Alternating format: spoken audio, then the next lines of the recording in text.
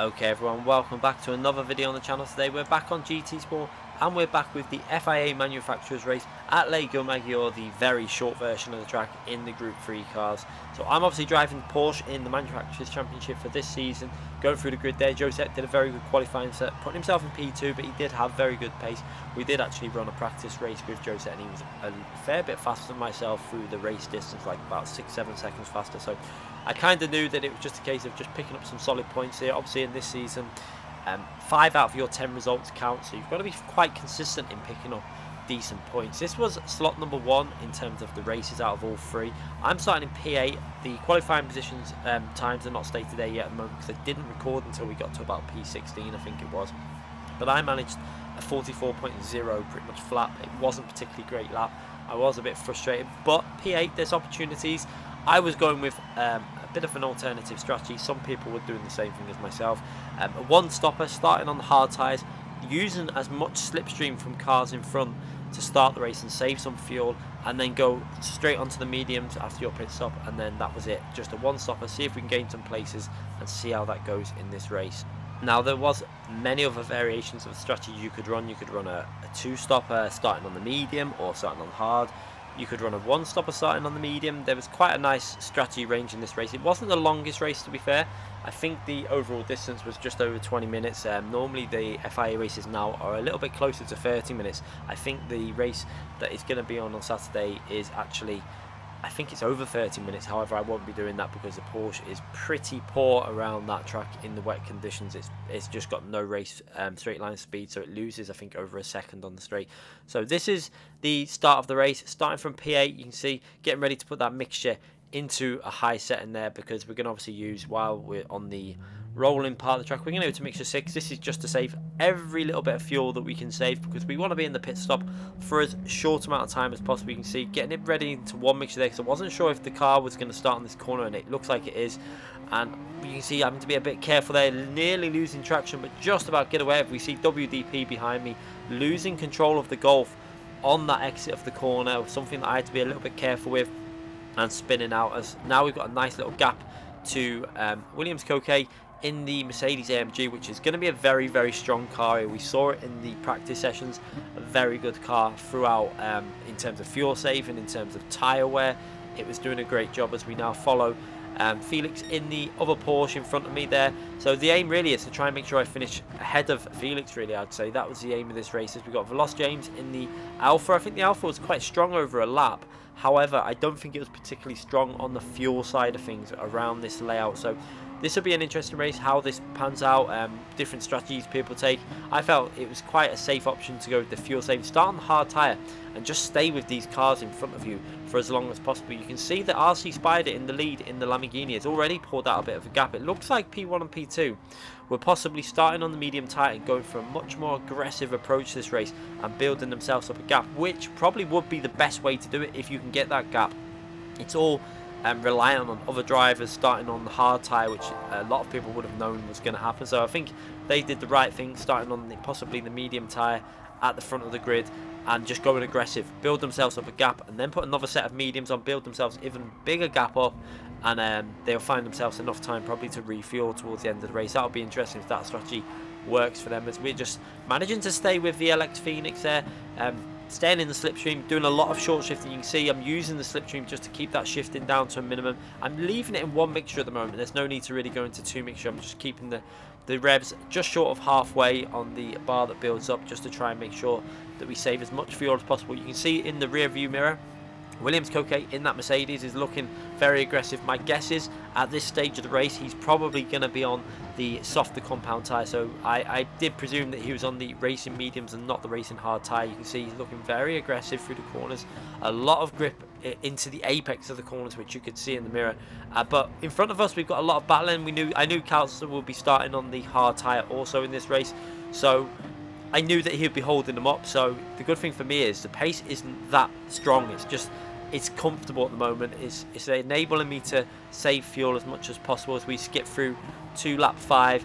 You can see Williams Coque still behind me, but he's looking very aggressive now. You can see in the mirror, he's looking like he wants to make a move somewhere. He's looking up the inside, the little nudge into the corner. He's given himself a gap. I was a little bit frustrated on the stream about that, but I think it was 100% a fair move. He's got the grip and he wants to take advantage of that, and I'd probably do the exact same thing in that situation as well. As we now just tuck back into the slipstream of the Mercedes, and now at least the benefit of that is we've got another car very close to myself that's going to be fighting with the cars in front. I can just save more fuel basically and just try and keep the fuel usage as low as possible and try and look after these hard tyres. Now you want to make these hard tyres last minimum 15 laps really. You can make the medium, I think I did a run on the medium tyre with the heavier fuel that lasted about 16 laps, so I'm sure you could have obviously pitted earlier and then took advantage of more of an undercut. But at the moment you can see, look how much of a battle is going on up ahead. You can see this is because a lot of people are on different tyres, people are doing fuel saving, so you've got 4 or 5 cars here all battling together. I'm just sitting at the back, just not really wanting to get involved. I want to just, rather than getting involved and try and overtake them, it makes more sense at this stage of the race just to hold back and save the fuel. As if you start using up too much of your tyre life, you're going to be forced into a 2-stopper no matter what. And obviously I think we had practiced before the race a couple of 1-stoppers, and it felt like the best way for myself to do it because my ultimate pace wasn't particularly strong around this layout. It's not one of my favourite tracks. I think I'd never driven this track until this FIA round, so it was quite interesting to do it, to learn. I actually don't mind it, even though it is such a short track. It was actually fairly enjoyable once you got into the rhythm of the track and started pushing and racing with other cars. And the race was actually fairly enjoyable because there were so many different strategy options. It wasn't as dull as I expected. Obviously, it's not the best track in the world for racing, but it was enjoyable. A few issues with the pit exit that could cause problems. Obviously, not the best placement of a pit exit there, right into the braking zone of turn 1, but normally what you would find is the cars would ghost themselves through there. As we jump back on board with the live gameplay, you can see staying behind VLX Phoenix there. We're in P9. Obviously we started in P8, so we've actually lost a position obviously when Williams Coque overtook. However, it's clear that the strategy that Mercedes is on is definitely a 2-stopper, and he's not really got further enough ahead. We're still battling with him. You see as he has a moment into the final corner, nearly loses the rear end, but you can see everyone looking like they're just taking it fairly easy. We've got Devil right behind us in the Citroen as well, a car that was able to do a no-stopper and save a lot of fuel in that car. That car is extremely good on fuel, as found out by Calster when we've been practicing. It's got really good fuel consumption when short shifting, mainly because it's got the 7 gears. As we skip now to lap 13, the action was fairly static for a few laps, just following around in a train. You can see that a bit of a gap developed there now where myself and Calster, we're on the hard tyres. I think some people have dived off into the pits. I'm up to P7. We've got a little bit of a field spread there where people are obviously on different strategies, pushing different amounts, obviously whether they're saving fuel or probably not saving fuel, etc. As we go through to the final corner here, again trying to just stay in Calster's slipstream and utilise as much of the fuel saving as possible, because I know that Calster's going to get a massive jump when we come to the pit stop phase. As we have a car into the pits there, we have a few cars there going into the pits. Where will they come out in correlation to where we are on the track? This should be interesting, and you can see that the strategy has worked out there for Firestorm, because he's managed to pull out not enough of a gap there to jump us in terms of track position, but he's done a pit stop already. However, my guess is there that Firestorm's probably going to have to put a little bit more fuel in at the next pit stop. However, the Nissan was looking quite strong around here in Firestorm's hands, driving very well there. He's putting a lot of pressure on the Calster. I just sitting back. There's no point me driving ultra aggressive at this stage. The Porsche felt fairly comfortable still on this lap in the race, where we've gone through to, we're about to start lap 15. And the car was driving really well, as Calster's going to dive off into the pits there. He's going to go for an early stop and do the extra amount of laps on the medium tyres. I decided, while I've got the slipstream to Firestorm in front of me, let's just use the tow that he's going to give me and try and do a fairly solid in-lap. You can see there was not much point in terms of pitting. I thought we'll do maybe 2 laps and stay in the slipstream for as long as possible. As at the moment I'm managing to stay in that slipstream, still not revving it to the maximum and getting a lot of draft from that Nissan GTR down the straight, which is going to really help my lap time as we go on a personal best there through the first sector, which you can see that's why I was doing this. We're on the harder tyre and we're doing reasonable lap times as we go through to the final sector, trying to make sure I get a nice apex to give myself good solid exit speed so I can stay in the slipstream down the straight. As you can see, I'm going to rev it out a bit more now because I want to use as much extra speed from that slipstream as possible, as again, still within the slipstream range, 1.1 seconds behind, so doing a personal best of the whole race, which is nice to see it on lap 15 obviously of this race on the harder compound tyre, and that is really important, that lap that I'm getting here. And again, just still in the slipstream, 1.5 seconds is the slipstream range. You can see we're about to lose that. We lose that there, but we've got a nice bit of benefit. Again, we're going to go through this first sector split and we're not far off our personal best. So again, I decided this is the lap I need to pit now. Now we've done obviously 16 laps, we can now just do the 14 on the medium tyre, which is going to make it a little bit better for my last stint on the mediums. I can push a little bit harder and actually be a bit more confident that the grip is going to be there all the way to the end. Whereas if you're doing the 16 laps, the tyres did start to fade with the mediums. You can see I need to put a bit of fuel in. I've only got 40% remaining, pretty similar to the cars that are going in behind me. However, I think compared to the Citroen, who had over 60% when he pitted just a lap or so before, so that shows you the benefit. You can see that Calster has actually come out of the pits. Obviously he's had them fresh laps with the fresh tyres, but still I put that little bit of extra fuel in to hopefully help myself out in terms of being able to push, especially when I've got a slipstream like this behind P9. I can save a bit of fuel, and then when I get close enough, I can use the revs up a little bit to try and get an overtake done. So Williams had him in front. I was pretty confident that he might need to pit again in that McLaren because he seems to be struggling for race pace, so his tyres are probably maybe a little bit worse for wear. Maybe he pitted very early because he did actually start the race in front of me, so I'm not sure what strategy he was running, whether he must have been on a two-stop strategy. As I've come out now of the pits and I'm not far behind him, as we're going to use that slipstream again and look at trying to make a nice move once we can get into the range of an overtaking position. We're going into turn 1 now, on the power as early as possible, again gaining more and more time, getting closer and closer. We've got David Perel, the professional race driver, behind us there in the Ferrari, doing a very good job in that Ferrari. Obviously I think the Ferrari has improved recently on tyre wear, but still a great job for him with very limited practice to be there right behind me. And I think he's actually on a pretty similar strategy to myself, but one advantage that Ferrari has got obviously is insane fuel saving. I don't think you can. I think he could do something very similar to Calster, where he could just do the fuel saving all the way through the race without putting any extra fuel in. That just wasn't possible in the Porsche. I had to put a little bit of fuel in to make sure that I could get to the end. So we're going to go for this move now on Williams Adam into turn 1 there, making a move on the inside and getting that position. So up into P9 now, so back into the top 10. Now this race is very confusing because we obviously started P8, but because of the multiple strategies that are on show, a lot of different running, as we now skip ahead to lap 20 and 21 now, as it was a bit of a static point of the race. No cars in front of me. We don't want to watch that action. We want to get to where the action starts kicking in at this later stage of the race. You can see my tyres still looking fairly good. We've got penalties up ahead. It looks like Calster has received quite an unlucky penalty with Felix. I think what happened was there was a tiny bit of contact.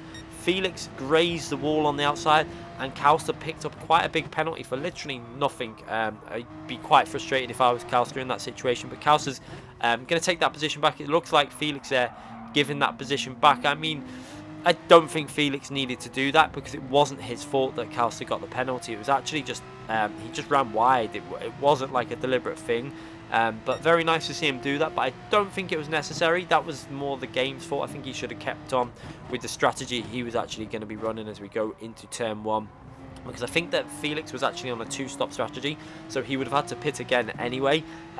He's kind of just messed up his strategy a little bit there, so I can understand why he did it, because he felt like he had given Calster a penalty, but I don't think it was his fault. We watched that live on stream, that penalty, and I felt that it was just a game. Again, a bit of a silly penalty as we go through to the final sector. And the good thing now is I'm right up behind 2 cars with probably slightly better strategy. I've got more fuel than possibly the Porsche. I'm not sure about the Citroen, but I did refuel up, so I'm able to push this Porsche a little bit harder maybe than what Calster is in terms of trying to get an overtake done into turn 1 or something like that. And also the tyres are going to be 2 laps fresher. It's not a massive amount, but it could be enough to give me a little edge in terms of traction when we're coming out of some of these corners. It looks like Felix there, he's trying to get back past Calster, and this is my point. There wasn't really much point in what I don't know why Felix did that. He should have just actually carried on and got on with his race. I know obviously he may have felt a little bit bad as we go into the braking zone and now getting very close to Felix. So I'm not sure whether he's struggling with tyres also, or whether he's struggling with fuel, but we're up to P7. We've still got David Perel behind. We've managed to increase that gap to David Perel, obviously. I think the little bit of extra fuel that I had, and possibly the tyre advantage over the Ferrari is helping me out a bit at this stage.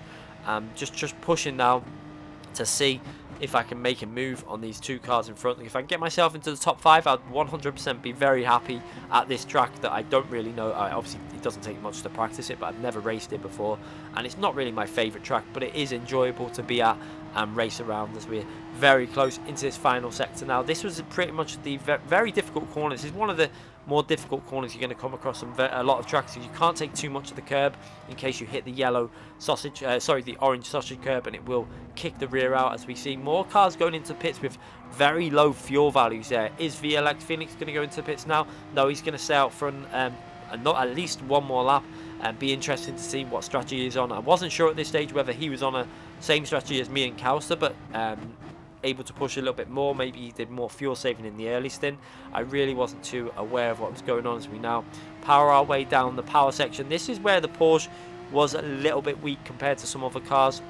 It didn't really have the power to get that much speed down the straight. However, into the final sector here, this is quite an area where the Porsche felt really good. It was able to get into the apex, driving it really smoothly, on the brakes nice and early, and it rotated nicely into the apex here. So this is why the Porsche was quite strong at this track, was mainly this last sector. But again, then onto the final straight, and again, not the strongest part of the track, but getting extremely close to this battle now for P5. I felt like at this stage we might be able to battle for this P5, because I could see that my tyres are probably going to be in good condition compared to other drivers, and also the fuel should be in reasonable condition. I've been able to do some short shifting behind these cars in front of me at the moment. I'm going to start using a bit more fuel up. You can see revving it maybe a little tad more aggressively than what I was earlier, because I want to try and get into a position to overtake. You can see I've started doing it now. It looks like Felix is struggling massively. He leaves the door open here. I thought he was letting me through, and then he turns in, so I don't think it was deliberate contact. I think I might have not have given him as much space as I needed, but I'm pretty sure he was letting me through at that stage, because I think he was actually running very low on fuel. Let's just have a little look. I think he goes into the pits now. Let's see what his fuel consumption is. Yeah, 0%. So he was clearly struggling on fuel. Maybe he had to go into mixture 6 or something to save fuel. So that explains that situation as we now get right up to Kauster's slipstream, and hopefully going to be able to go for a move here, because we've got the fuel to push. The tyres are in good condition. I've got 2 laps fresher tyres. I think the Porsche was possibly equal, maybe slightly better than the Citroen on tyres. Obviously it depends how you drive as well, and your brake bias. I had my brake bias all the way to the front. That was to try and save as much rear tyre life as possible for the final corner and turn 1 interaction zones. That's where you really need that grip on them rear tyres. But you can see now getting into that slipstream of that Citroen, and we've only got a few laps to go now, just lap 28, so 3 laps to go now that we've completed lap 27, and we're very close to Kauster. We've also got Veloz James in front that looks like he's either got to do fuel saving or his tyres are starting to fade. My tyres obviously not so good, but I think it's more of a fuel issue there for Veloz James in P4, and this is looking like we might be able to get ourselves up into P4. Unfortunately for Kauster, I think he would be ahead of Veloz James if it wasn't for that unfortunate penalty that he got. However, obviously with the penalty that he got, I think it was 3 or 4 seconds, something like that, he obviously lost a lot of time there, and the way it's looking, we are catching Veloz James, so I think he 100% would have been all over the rear of that Alpha, and probably would have been able to get past as we go through the final sector again. Very short lap, obviously, under a minute long, powering our way into turn 1. It looks like I'm going to be able to go for a move. I decided to use up my fuel, go over to the right hand side of the track. Are we going to brake late? I had a suspicion that Kauster would brake very, very late, so I braked fairly early to give myself a little bit of a cut back here, cut back on the inside, get up the inside on the power as early as possible. Now we're going to drag race it all the way through to the braking zone of the left hand corner, side by side through here. You can see there Kauster's on the right hand side, I'm on the left. We give him some space, but he hits the curb, he whacks us into the wall there, and he's probably going to get a penalty for that. You see, 5-second penalty. He's not too happy about it. He rages into the wall. I can understand why he raged in a way, but I kind of understand why the game gave him a penalty as well, because we were just driving along side by side, and it was a curb, it was a racing incident, it wasn't deliberate. He hit the curb that flung him into my car and obviously whacked me into the wall. But luckily for myself, we got a lot of dirty tyres. but we were able to maintain this position. However, I've got Devil right behind me now, which is a bit frustrating because we just lost over two. So look at the lap time, from a 44 to a 47. So we lost about 2.3, 2.4 seconds in that one incident there. Obviously trying to do the overtake into turn 1. And then getting whacked into this wall here on the left hand side, and then getting dirty tyres, and mainly losing the majority of the time in this left hand corner where I had no grip at all. But we're able to hang on here, having to put it into mixture 2 because the fuel was looking very low. 0% fuel, 0.2 laps of fuel left going into the final corner. I'm just going to risk it in mixture 2 and accelerate out of this corner, see if we can get to the line and hold P5. Staying to the left hand side just in case we do run out of fuel. We do actually run out of fuel, and Devil just taps us up the rear and actually helps me stay in P5. Unfortunate for him, I don't think he was too happy with that, because I think he said I should have let him know that I was running out of fuel, but I don't really think there's any situation that would have helped. If I would have put my hazards on, I don't think he would have known what I was doing. So I obviously wanted to get to the finishing line, and I wasn't 100% sure I'd run out. I thought I was going to make it. We stopped short by about 5 meters, but managed to hold on to P5. So pretty happy with P5 in the race, considering we started in P8. But let's have a little look at that incident with myself and Kauster, and have a little analyse of what actually happened there. So you see I get the cut back there, tight up on the apex, onto the power nice and early, using some fuel up here to try and get the overtake done. And this is possibly why we ran out a little bit, got close to fuel at the end, but we were both struggling on fuel. Let's say side by side through here. Kauster goes up against the curb here, and you'll see the curb bites, and he loses control, but actually side swipes me into the wall because the car just reacts off the curb. It sometimes does that. You can get over it smoothly, but sometimes it will react like that, and unfortunate, but I can understand why the game gave a penalty in that situation, because I think in real life you would be getting quite a severe penalty as well. Even though it wasn't deliberate, it was 100% a racing incident, but I also think that it would be worthy of a penalty as well in real life. But I come away with a P5, pretty solid points, not amazing, 2.376, just under 2.4, and that keeps quite a solid points haul going for this season so far. So pretty happy. Could have been better, obviously, but I didn't expect much from this round. I was actually quite happy at getting them points, moving on, and didn't bother racing that one again. We're going to be uploading the Nations race also very soon in the wet conditions. That race was also quite enjoyable. I did enjoy that one in the Group B rally cars. So if you haven't already subscribed to the channel, make sure you hit that subscription button and also hit that notification button so you don't miss any future videos. Thanks again for watching, everyone.